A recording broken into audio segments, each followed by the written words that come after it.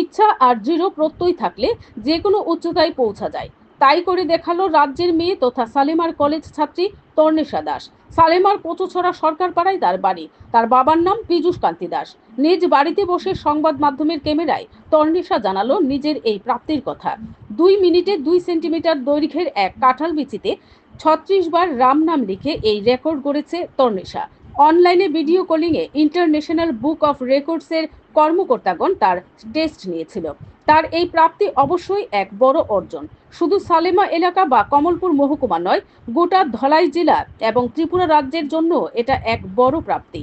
এর আগেও 2023 সালে 21টি মুগ ডালে 21টি দেশের মানচিত্র তৈরি করে ইন্ডিয়া বুক অফ রেকর্ডসের নামে নথিভুক্ত করেছিলেন সে।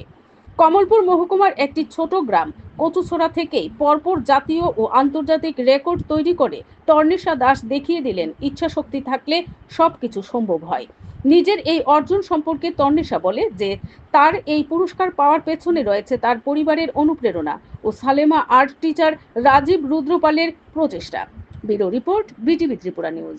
আমি একটি জ্যাকফ্রুট সিড অর্থাৎ কাঁঠাল বীজের উপরে শ্রীরামচন্দ্রের নাম লিখেছি 36 বার। সেটার উপর ভিত্তি করে আমি ইন্টারন্যাশনাল বুক অফ রেকর্ডসে আমার নামটা নথিভুক্ত করাতে পেরেছি।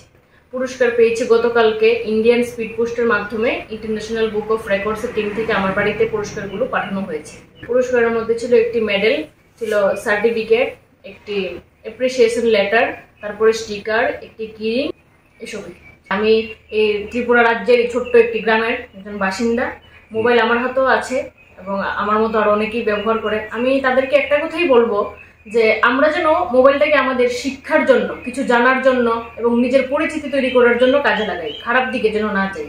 কারণ আমি যেরকম ইন্ডিয়া বুক অফ রেকর্ডস যেটা ছিল আমার জাতীয় একটি সম্মান, তারপরে ইন্টারন্যাশনাল বুক অফ রেকর্ড যেটাকে বিশ্ব সম্মান বলা যায়, ওই সম্মানটাও আমি মোবাইলের কারণেই জানতে পেরেছি কিভাবে অর্জন করতে পারি।